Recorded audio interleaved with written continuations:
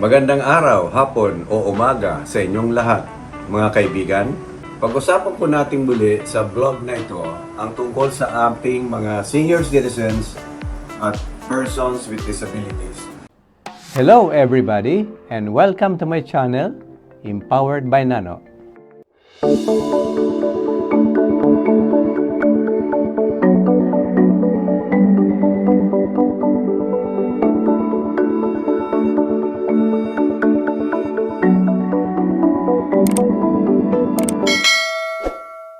Una ay nais kong ipahatid ang aking masayang pagbati sa lahat ng senior citizens sa buong mundo sa pagdiriwang ng World Senior Citizens Day na ginanap tuwing August 21st ng bawat taon. Bagaman at tapos na ang pagdiriwang ng araw na ito sa taong kasalukuyan, ay bumabati pa rin tayo bilang pagpapahalaga sa ating mga nakatatanda or senior citizens. Kaugnay nito ay ang pagbabalik tanaw sa maraming benepisyo na naibigay na ng pamahalaan sa ating mga senior citizens na patuloy nilang tinatamasa sa kasalukuyan. Ilang halimbawa nito ay ang Republic Act No. 7432 entitled An Act to Maximize the Contribution of Senior Citizens to Nation Building, grant benefits and special privileges and for other purposes. At ang Republic Act 11916 or an act increasing social pension of senior citizens passed in July 2022 kung saan ang mga indigent senior citizens ay makatatanggap ng buwanang stipend na nagkakahalaga ng 1,000 pesos simula sa January 2024. Banggitin na rin natin dito ang pagbibigay ng karampatang benepisyo sa ating mga persons with disability or PWDs. Sa ating pagsusuri, bagaman at marami ng benepisyo, sa kasalukuyan ang natatanggap ng ating senior citizens at persons with disabilities, ay meron pa rin tayong maidaragdag na mungkahi para mas mapalakas at mapalawak pa ang mga benepisyong nabanggit.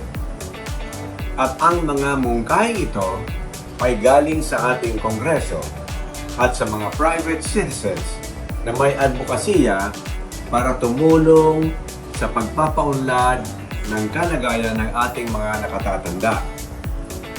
Unahin po natin ang mga nakabinbing proposals sa House of Representatives. Una ay ang House Bill 10423 na nagmumungkahi ng pagtaas sa 1,000 pesos bawat buwan na pensyon para sa mga mahihirap na matatanda at 500 pesos sa isang buwang pensyon para sa lahat ng iba pang mga nakatatanda. Ang panukalang batas na inakda ni United Senior Citizens Party List Representative Milagros Aquino Magsaysay ay inaprubahan ng House of Representatives sa ikatlo at huling pagbasa noong May 2024. Matatandaan na sa kasalukuyan, sa ilalim ng Republic Act No. 7423, tanging mga indigent citizens lamang ang may karapatan sa buwanang stipend na 1,000 pesos.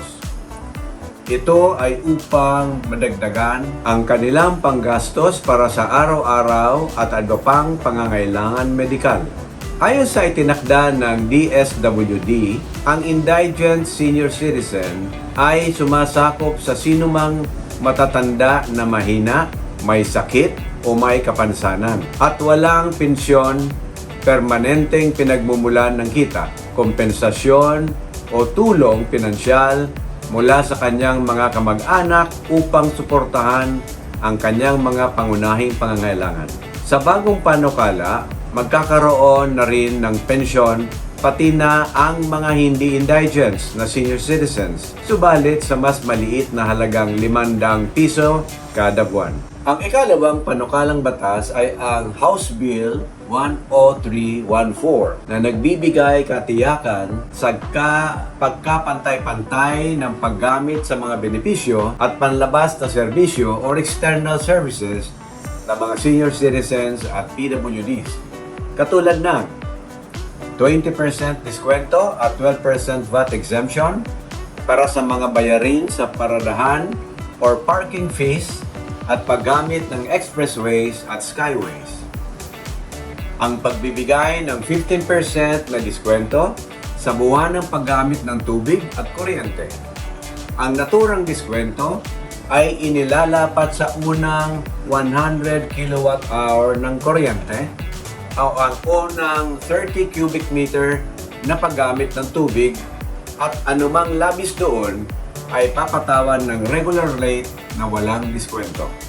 Nagbibigay din ito sa mga employer ng tax deduction na 25% ng mga sweldo at sahod na ibinabayad sa mga empleyado na senior citizen at PWD.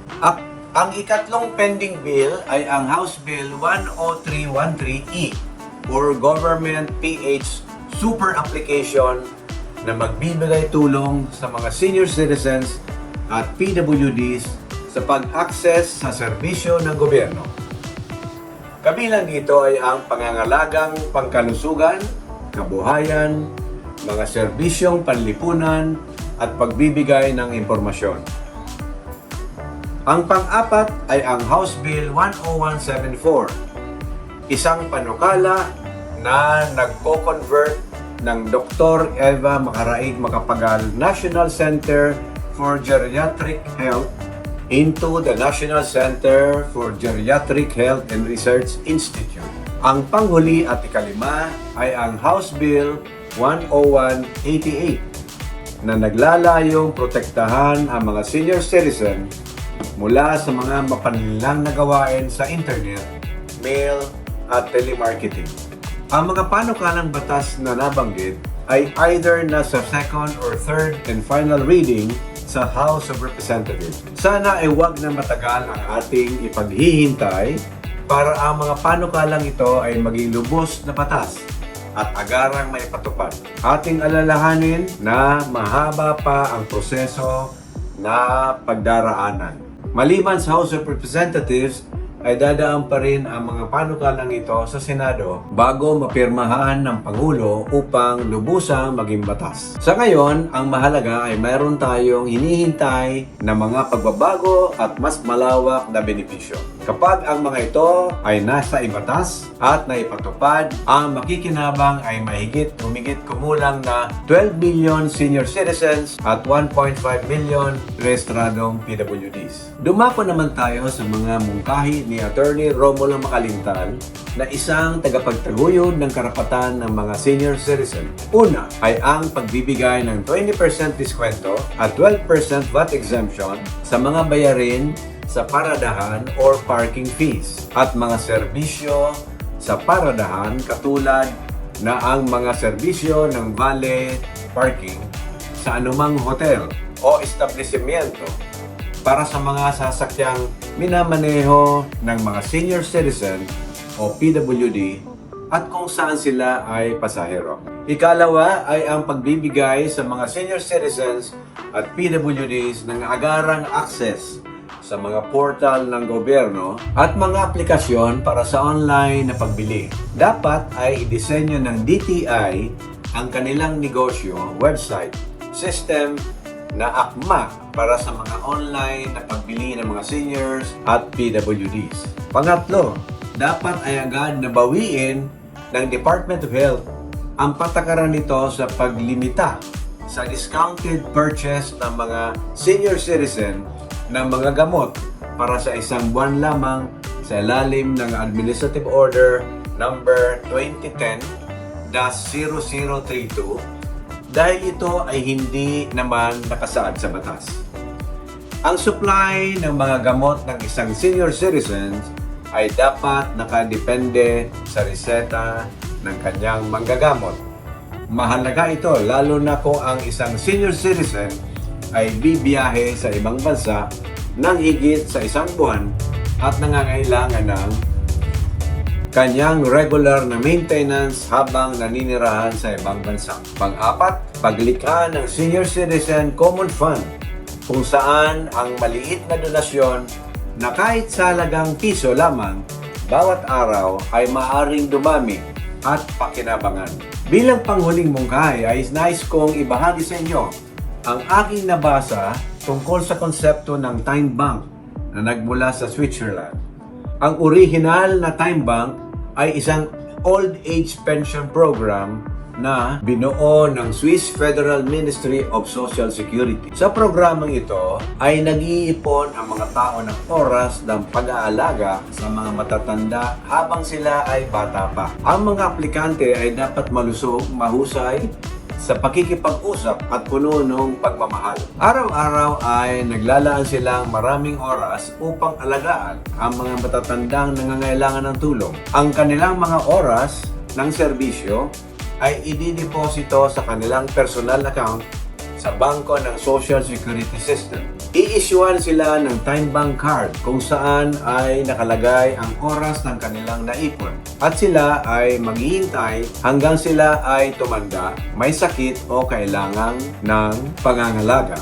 Iyon ang pagkakataon upang makakapag-withdraw na sila mula sa kanilang naipon sa time bank. Sila ay mabibigyan ng volunteer caregiver sa hospital man o sa kanilang bahay. Ngayon, sa Switzerland, ang paggamit ng time bank card upang suportahan ang pagtanda ay naging isang common practice. Dito sa Pilipinas, ang mga mungkahing ito ay mga ideya pa lamang. Subalit ito ay mga ideyang maaaring masusing pag-isipan kung pwedeng gawin dito sa Pilipinas para sa kapinabangan ng ating mga senior citizens. Salamat po sa inyong panonood at pakikinig. Nawa ay may natutunan kayong bago at interesante sa ating mga tinalakay sa videong ito. Inaanyayahan ko ang lahat na makipagtulungan, ating ipakalat at isulong ang mga dagdag na mungkahing ito para sa kapakinabangan ng lahat ng kinaukulan. Hanggang dito na lamang, makita-kita tayo muli sa susunod nating video. Ito po ang inyong kaibigan at kakwentuhan na Numanahan Jr. na nagsasabing,